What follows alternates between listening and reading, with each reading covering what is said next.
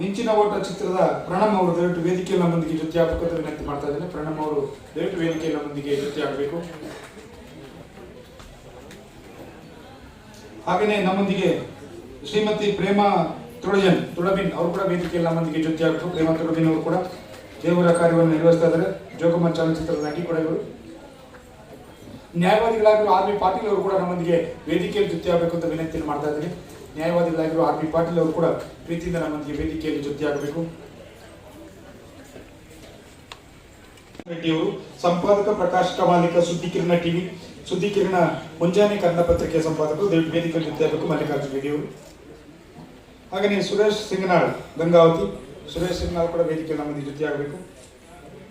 ತಿಪ್ಪರದ್ರ ಸ್ವಾಮಿ ಕಾರಮಾಜಿ, ಅಧ್ಯಕ್ಷರು ರೈತ ಮುಖಂಡರು, ಅವರು ಕೂಡ ನಮ್ಮೊಂದಿಗೆ ವೇದಿಕೆಯಲ್ಲಿ ಜೊತೆ ಆಗಬೇಕು.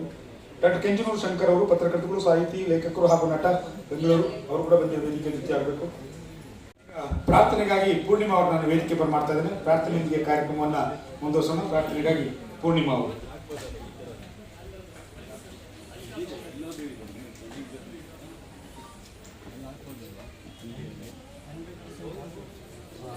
ಕ್ಷಮಿಸಿ, ವರ್ಣಿಕಾ ಸಹೋದರಿಯವರು ದಯವಿಟ್ಟು ಪ್ರಾರ್ಥನೆಯನ್ನು ನಡೆಸಿಕೊಡ್ಬೇಕು.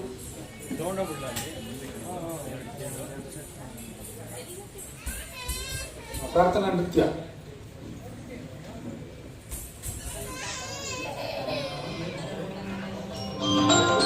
ಪ್ರಣಮಾಮಿ ಗಣನಾಯಕಂ ವರದಾಯಕಂ ಪ್ರಣಮಾಮಿ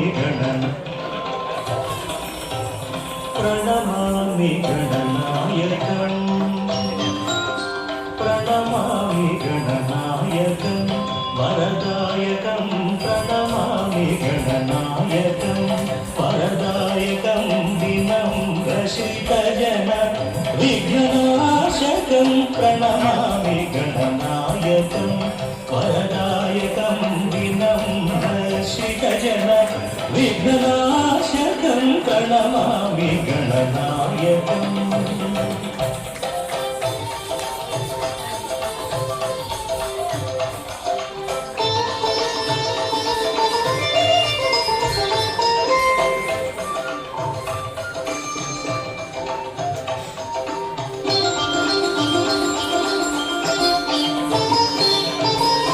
ವಿಕ್ರಮೋರ್ಜಿತ ವಕ್ರತುಂಡಂ ಶಿರೋಭೂಷಿತ ಚಂದ್ರಖಂಡಂ ವಿಕ್ರಮೋರ್ಜಿತ ವಕ್ರತುಂಡಂ ಶಿರೋಭೂಷಿತ ಚಂದ್ರಖಂಡಂ ಭಾರತ ರಚನಾ ಕಾರಣಕಾಂಡಂ ಭಾರತ ರಚನಾ ಕಾರಣಕಾಂಡಂ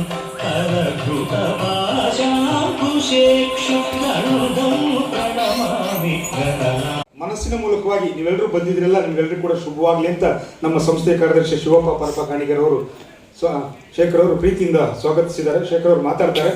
ಶೇಖರ್ ಅವರು ನಮ್ಮೊಂದಿಗೆ ಪ್ರಾಸ್ತಾವಿಕ ಮಾತನ್ನು ಹಂಚಿಕೊಳ್ಳುವ ಮುಂಚೆ ನೀವೆಲ್ಲರೂ ಕೂಡ ಜೊತೆಯಾಗಿ ಜ್ಯೋತಿಯನ್ನು ಬೆಳಗಿಸಿ ಉದ್ಘಾಟಿಸಬೇಕು ಅಂತ ವಿನಂತಿಯನ್ನು ಮಾಡ್ತಾ ಇದ್ದೇನೆ. ವೇದಿಕೆಗಳ ಗಣ್ಯರು ನಮ್ಮೊಂದಿಗೆ ಜೊತೆ ಆಗ್ತಾರೆ.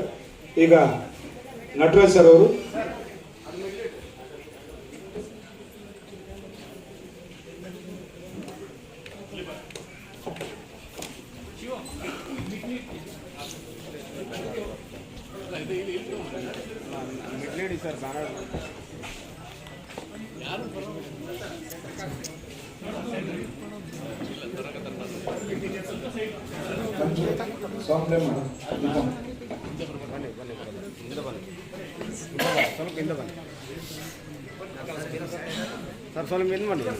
ಜ್ಯೋತಿಯನ್ನ ಬೆಳಗುವುದರ ಮೂಲಕ ಈ ಒಂದು ಕಾರ್ಯಕ್ರಮಕ್ಕೆ ಅದ್ಭುತವಾದಂತಹ ಚಾಲನೆ. ನಿಮ್ಮೆಲ್ಲರ ಜೋರು ಚಪ್ಪಾಳೆಯಲ್ಲಿ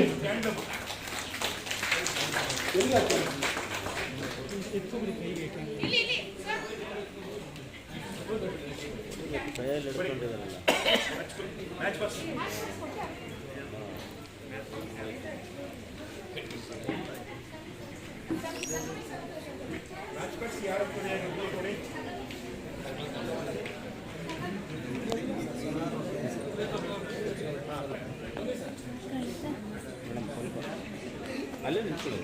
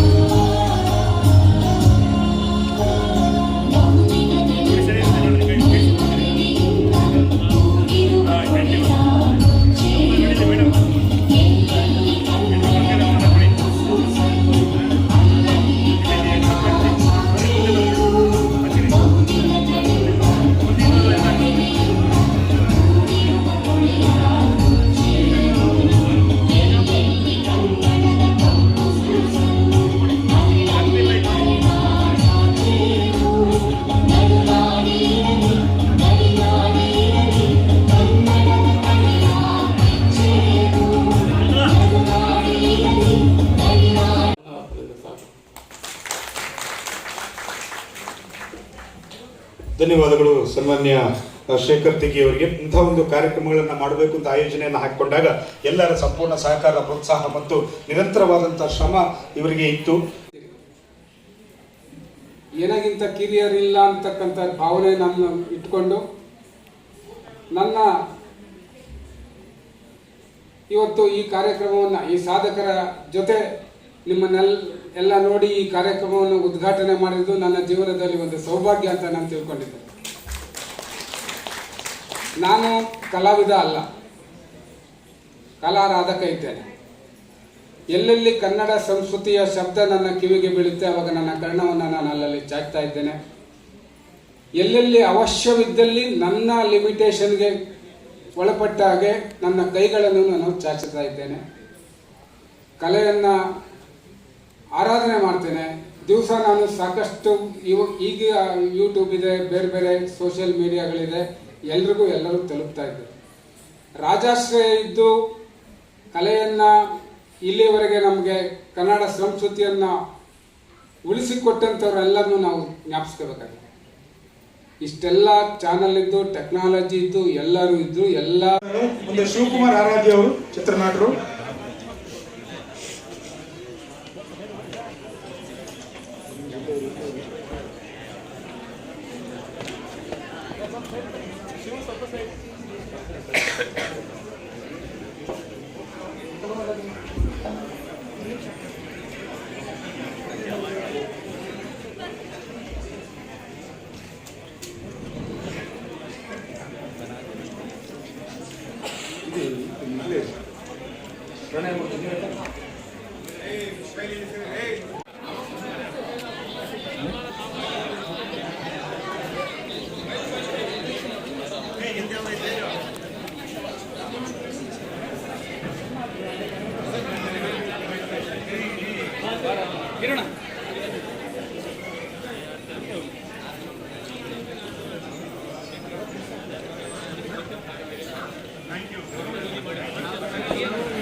ಕನ್ನಡ ಶ್ರೀ ಆನಂದ ಕುಮಾರ್.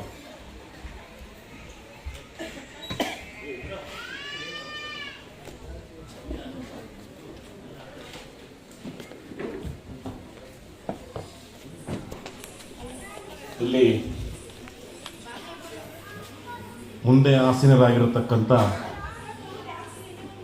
ನಮ್ಮ ಏನು ಪ್ರೇಕ್ಷಕ ಮಹಾಪ್ರಭುಗಳು ಹಾಗೂ ಹಲವಾರು ಕ್ಷೇತ್ರದಲ್ಲಿ ಸಾಧನೆಗೈದಂಥ ಹಲವಾರು ಮುಖ್ಯ ಗಣ್ಯ ವ್ಯಕ್ತಿಗಳು ನಮ್ಮ ಮುಂದೆ ಆಸೀನರಾಗಿರೋದ್ರಿಂದ ಮೊದಲು ತಮ್ಮಗಳಿಗೆ ನಾನು ಸ್ವಾಗತವನ್ನು ಬಯಸಲಿಕ್ಕೆ ನಾನು ಇಷ್ಟಪಡ್ತೇನೆ.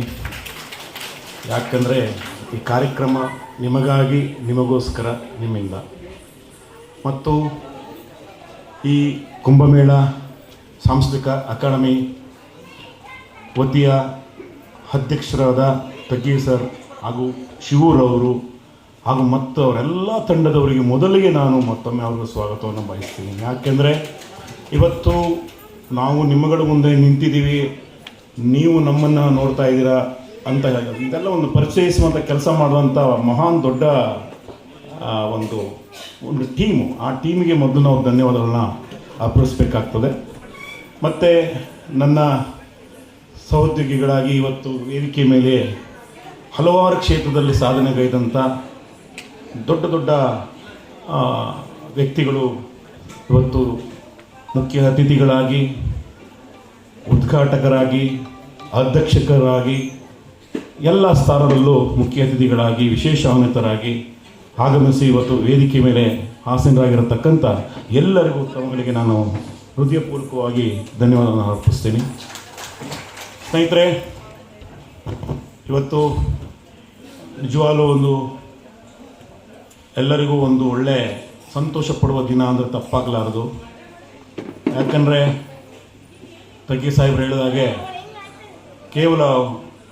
ಕೆಲವೇ ತಿಂಗಳ ಹಿಂದೆ ಹುಟ್ಟುಕೊಂಡಂಥ ಒಂದು ಸಾಂಸ್ಕೃತಿಕ ಅಕಾಡೆಮಿಯನ್ನು ಹುಟ್ಟಾಕಿ ಇಷ್ಟು ಬೇಗ ಇಷ್ಟು ದೊಡ್ಡ ಮಟ್ಟದಲ್ಲಿ ಇವರು ಒಂದು ಸಂಘಟನೆ ಮುಂದೆ ತಗೊಂಡು ಹೋಗುವಲ್ಲಿ ಮತ್ತು ನಿಮ್ಮಗಳ ಮುಂದೆ ಬಂದು ಪರಿಚಯಿಸುವಂಥ ಕೆಲಸ ಇಷ್ಟು ಬೇಗ ಮಾಡಿದ್ದಾರೆ ಅಂದರೆ ಇದು ಅಷ್ಟು ಸುಲಭದ ಕೆಲಸ ಅಲ್ಲ. ಯಾಕಂದರೆ ಸಂಘಟನೆ ಮಾಡುವ ಮನೋಭಾವನೆ ಇರುವ ಎಲ್ಲರಿಗೂ ಗೊತ್ತು. ಈಗ ನಾವು 30 ವರ್ಷದಿಂದ ಕನ್ನಡ ಪರ ಹೋರಾಟಗಾರರಾಗಿ ಕೆಲಸ ಮಾಡ್ಕೊಂಡು ಹೋಗ್ತಾ ಇದ್ದೀವಿ. ಕನ್ನಡ ಸೇನೆ ರಾಜ್ಯಾಧ್ಯಕ್ಷನಾಗಿ, RTI ಮತ್ತು RTE ಕಾರ್ಯಕರ್ತರ ವೇದಿಕೆ ಅಧ್ಯಕ್ಷನಾಗಿ, ಕರ್ನಾಟಕ ಹೋರಾಟಗಾರ ಒಕ್ಕೂಟದ ಅಧ್ಯಕ್ಷನಾಗಿ, ನಾನೊಬ್ಬ BE civil graduate. Anand construction ಅಂತ ನನ್ನದೇ ಒಂದು ಬಿಲ್ಡರ್ ಕಂಪ್ನಿ ಇದೆ, ಓನ್ ಕಂಪ್ನಿ. ಸೊ ಅದನ್ನು ನಡೆಸ್ಕೊಂಡು ನಾನು ಈ ಒಂದು ಹೋರಾಟಗಳಲ್ಲಿ ಮುನ್ನಡೆಸ್ಕೊಂಡು ಹೋಗ್ತಾ ಇದ್ದೀನಿ. ಹಾಗಾಗಿ ಸಣ್ಣ ಒಂದು ಕಿರುಪರಿಚಯ ನಾನು ಮಾಡಿಕೊಂಡೆ. ಸೊ ಇವತ್ತು ನಿಜವಾಗ್ಲೂ ನಿಮ್ಮನ್ನೆಲ್ಲ ಇವತ್ತು ಈ ಶಿವರು ತಗ್ಗಿಯವರು ನಿಮ್ಮನ್ನೆಲ್ಲ ಕರೆಸಿ ಒಂದು ದೊಡ್ಡ ಮಟ್ಟದಲ್ಲಿ ಪ್ರಶಸ್ತಿಯನ್ನು ಕೊಟ್ಟು ಸನ್ಮಾನ ಮಾಡಕ್ಕೆ ಕರೆದಿದ್ದಾರೆ ಅಂದರೆ ಇವತ್ತಿಗೆ ನಿಮ್ಮ ಕಾರ್ಯ ಇವತ್ತಿಗೆ ಅಂತ್ಯ ಅಂತಲ್ಲ, ಇದನ್ನು ಆರಂಭ ಅಂತ ಅನ್ಕೋಬೇಕು ನೀವು. ಯಾಕೆಂದರೆ ಇವತ್ತು ನಿಮಗೆ ಜವಾಬ್ದಾರಿನ ಜಾಸ್ತಿ ಕೊಡ್ತಾ ಇದ್ದಾರೆ, ನಿಮ್ಮ ತಲೆಯ ಮೇಲೆ ಹೇರ್ತಾ ಇದ್ದಾರೆ ಭಾರವನ್ನು, ತೂಕವನ್ನು. ಯಾಕೆಂದರೆ ಇನ್ನೂ ಹೆಚ್ಚು ರೀತಿಯಲ್ಲಿ ನೀವು ಸಾಮಾಜಿಕವಾಗಿ ಹೆಚ್ಚು ಮಟ್ಟದಲ್ಲಿ ಕೆಲಸ ಮಾಡಿ ಹೆಸರು ಮಾಡಬೇಕು. ನನ್ನ ಪಕ್ಕದಲ್ಲಿ ಒಂದು ಹೆಣ್ಮಕ್ಳಿದ್ದಪ್ಪ, ಏನೋ ಸಾಧನೆ ಮಾಡ್ತಾ ಇದ್ಲು ಅನ್ನೋ ಒಂದು ನೆಟ್ಟದಲ್ಲಿ, ಯಾವುದೋ ಒಂದು ವ್ಯಕ್ತಿ ನಮ್ಮ ಮನೆ ಪಕ್ಕದಲ್ಲಿದ್ದಪ್ಪ, ಏನೋ ನಮ್ಮನ್ನೆಲ್ಲ ಒಂದು ಲೆಕ್ಕದಲ್ಲಿ ಕರ್ಕೊಂಡೋಗಿ ಎಲ್ಲೋ ಒಂದು ಕಡೆ ಕೆಲಸ ಮಾಡಿ ಒಂದು ಸಾಮಾಜಿಕ ಕೆಳಕಡೆ ಇರುವಂಥ ಕೆಲಸಗಳನ್ನ ಮಾಡ್ತಾ ಇದೆ ಅಂತ ನೆನೆಸಿಕೊಳ್ಳುವಂಥ ಒಂದು ಸಾರ್ಥಕ ಬದುಕನ್ನು ನಾವು ಕಂಡುಕೊಳ್ಬೇಕಾಗ್ತದೆ. ಅದೇ ನಿಮಗೆ ಇವತ್ತು ಮುನ್ನುಡಿ ಅಂತ ಅಂದ್ಕೊಳ್ಳಿ, ಎಚ್ಚರಿಕೆ ಗಂಟೆ ಅಂತ ಅಂದ್ಕೊಳ್ಳಿ. ಯಾಕಂದರೆ ಏನೋ ಒಂದು ಪ್ರಶಸ್ತಿ ಪತ್ರ ಸಿಗುತ್ತೆ, ಏನೋ ಒಂದು ಫೋಟೋ ಸಿಗುತ್ತೆ, ಕಟ್ಟಾಕೊಡೋ ಮಾಯಲ್ಲಿ ಇಟ್ಕೊಂಬೋಣ, ಆ ಮನಸ್ಥಿತಿ ದಯವಿಟ್ಟು ಇಟ್ಕೊಂಡು ಯಾರು ಪ್ರಶಸ್ತಿ ತಗೊಳಕ್ಕೆ ಬರಬೇಡಿ. ನಿಜವಾಗ್ಲೂ ಇವತ್ತು ನಿಮಗೆ ಸಿಗ್ತಾ ಇರೋದೊಂದು ಅವಕಾಶ ಇನ್ನೂ ಹೆಚ್ಚಿನ ರೀತಿಯಲ್ಲಿ ಕೆಲಸ ಮಾಡಲಿ ಅಂತ, ಶೈಕ್ಷಣಿಕವಾಗಿ ಇರ್ಬೋದು, ಅಥವಾ ದುರ್ಬಲ ಮಹಿಳೆಯರ ಪರವಾಗಿರ್ಬೋದು, ಅಥವಾ ಸರ್ಕಾರದ ವಿರುದ್ಧ ಧ್ವನಿ ಎತ್ತುವಂಥ ಕೆಲಸಗಳಾಗ್ಬೋದು, ಹಲವಾರು. ಈಗ ಉದಾಹರಣೆಗೆ ಹೇಳಬೇಕು ಅಂದರೆ ನಮ್ಗೆ ಎಷ್ಟಿಲ್ಲ ವಿಷಯಗಳು ನಾವು ಮಾತಾಡಬೇಕು ಅಂತಂದರೆ, ನಾವು ಯಾವುದೇ ಪಕ್ಷದ ವ್ಯಕ್ತಿಗಳಲ್ಲ, ಯಾವುದೇ ಪಕ್ಷದ ವೇದಿಕೆಯೂ ಅಲ್ಲ. ಇವತ್ತು ಅಧಿಕಾರ ಕುಂಠಿತವಾಗಿದೆ. ಸರ್ವೇ ಸಾಮಾನ್ಯ ಜನರಿಗೆ ಯಾವುದೇ ರೀತಿಯಾದ ಒಂದು ಏನು ಯೋಜನೆಗಳು ಸೇರಬೇಕು ಅದು ಸೇರುವಂಥ ಕೆಲಸ ಆಗ್ತಾ ಇಲ್ಲ. ಈ ಶಕ್ತಿ ಯೋಜನೆಗಳು, ಗ್ಯಾರಂಟಿ ಯೋಜನೆಗಳು ಅಂತ ಮಾಡಿ ಅಭಿವೃದ್ಧಿ ಕಾರ್ಯಗಳಾಗ್ತಾ ಇಲ್ಲ. ನಮಗೆ ಬೇಕಾಗಿರೋದೇನು? ಮುಖ್ಯ ರಸ್ತೆ, ನೀರು, ಬಡವರಿಗೆ ಮನೆ, ಮತ್ತು ಈ ಏನು ದುಬಾರಿ ಬೆಲೆಗಳಿರುವಂಥದ್ದು ಇದೆಯಾ ಅದನ್ನು ಕಡಿತಗೊಳಿಸುವಂಥದ್ದು. ಇದು ಸರ್ವೇ ಸಾಮಾನ್ಯ ಜನರಿಗೆ ಸಿಕ್ಕಿದಾಗ ಎಲ್ಲರೂ ಸಮೃದ್ಧಿ ಜೀವನ ಮಾಡಲಿಕ್ಕೆ ಒಂದು ಅನುಕೂಲ ಆಗ್ತದೆ.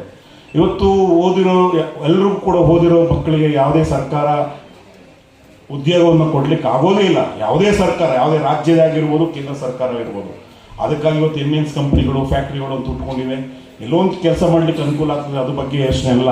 ಸರ್ಕಾರ ಯಾರಿಗೂ ಕೆಲಸ ಕೊಡೋದು ಬೇಡ ಇವತ್ತು. ಯಾಕಂದರೆ ಸರ್ಕಾರಿ ಸಂಬಳಕ್ಕಿಂತ ಹೆಚ್ಚಾಗಿ ಇವತ್ತು ಖಾಸಗಿ ಕಂಪ್ನಿಗಳಲ್ಲಿ ಕೆಲಸ ಮಾಡಿದ್ರೆ ಅತಿ ಹೆಚ್ಚು ದುಪ್ಪಟ್ಟು ಸಂಬಳಗಳು ಸಿಗುವಂಥದ್ದು ಎಲ್ಲರಿಗೂ ಗೊತ್ತಿರೋದು ವಿಚಾರ. ಸೊ ಆದರೆ ಅಭಿವೃದ್ಧಿ ಹೆಸರಿನಲ್ಲಿ ಶಕ್ತಿ ಗ್ಯಾರಂಟಿ ಯೋಜನೆಗಳನ್ನು ಯಾರೂ ಕೇಳಿರಲಿಲ್ಲ, ಯಾರಿಗೂ ಬೇಕಿರಲಿಲ್ಲ. ಇವತ್ತು ಜನರನ್ನು ಸೋಂಬೇರಿ ಮಾಡುವಂಥ ಕೆಲಸಗಳನ್ನು ಮಾಡಾಕ್ಬಿಡ್ತು. ಉದಾಹರಣೆಗೆ ನಾನು ಒಬ್ಬ ಹೋರಾಟಗಾರನಾಗಿ ಜೊತೆಗೆ ಉದ್ಯಮಿಯಾಗಿ ನನಗಾಗುವಂಥ ಒಂದು ನೋವನ್ನು ತಮ್ಮ ಮುಂದೆ ಉದಾಹರಣೆಯಾಗಿ ನಾನು ನನ್ನ ನೋವನ್ನು ತೋಡ್ಕೋಬೇಕಾಗ್ತದೆ. ಇವತ್ತು ಕರೆಂಟ್ ಫ್ರೀ, ಬಸ್ ಫ್ರೀ, ನಿಮಗೆ 2000 ಮನೆಗೆ ಹೆಣ್ಮಕ್ಳಿಗೆ ಫ್ರೀ ಕೊಡ್ತೀನಿ, ಅದೆಲ್ಲ ಕೊಡ್ತೀನಿ ಇಂಥೊಂದು ಯೋಜನೆಗಳೆಲ್ಲ ಮಾಡಿಟ್ಟು ಇವತ್ತು ಏನಾಗಿದೆ ಅಂದರೆ ಇವತ್ತು ಕೆಲಸ ಮಾಡಲಿಕ್ಕೆ ಇವತ್ತು ಕಾರ್ಮಿಕರೇ ಇಲ್ಲ ಆಗ್ಬಿಟ್ಟಿದ್ದಾರೆ. ಕಾರ್ಮಿಕರೇ ಇಲ್ಲ. ಇವತ್ತು 1000 ಅಲ್ಲ 2000 ಸಂಬಳ ಕೊಡ್ತೀವಿ ಅಂದರೆ ಇವತ್ತು ಕಟ್ಟಡ ಕಾರ್ಮಿಕರಾಗಿರ್ಬೋದು, ಅಥವಾ ರೈತ ಕಾರ್ಮಿಕರಾಗ್ಬೋದು, ರೈತರ ಕಾರ್ಮಿಕ ಕೆಲಸಕ್ಕೆ ಬರ್ತಾ ಇಲ್ಲ. ಅಂಥ ಸ್ಥಿತಿ ಎಲ್ಲರಿಗೂ ಗೊತ್ತಿದೆ. ಇದು ಎಲ್ಲರೂ ಅನುಭವಿಸ್ತಾರ ನೋವು. ಇದು ಬೇಡ, ಇನ್ನೇನು ಬೇಡ. ರೈತರ ಮಕ್ಕಳು, ರೈತರ ಗಂಡು ಮಕ್ಕಳಿಗೆ, ರೈತರ ಹೆಣ್ಣು ಮಕ್ಕಳನ್ನೇ ಗಂಡು ಮಕ್ಕಳಿಗೆ ಮದುವೆ ಮಾಡಲಿಕ್ಕೆ ತಯಾರಿಲ್ಲ ಕೊಡೋಕ್ಕೆ. ನಾನಿವತ್ತು ಇಡೀ ರಾಜ್ಯದ ಹಳ್ಳಿ ಮೂಲೆಗೆ ಹೋಗ್ತೀನಿ ಸಂಘಟನೆ ಒಂದು ಸಭೆ ಸಮಾರಂಭಗಳಲ್ಲಿ. ಎಲ್ಲರೂ ಒಂದೇ ಒಂದು ಕೂಗುವುದು ಏನಂದ್ರೆ, ನಾವು ಮೊನ್ನೆ ಇಲ್ಲಿರುವಂಥ 50 ಎಕರೆ ಜಮೀನು ಬರ್ಕೊಡ್ತೀವಿ, ನಮಗೆಲ್ಲ ಹುಡುಗಿದ್ರೆ ನೋಡಿಸಿ ಮದುವೆ ಮಾಡಿಸಿ ಇರ್ತಾರೆ.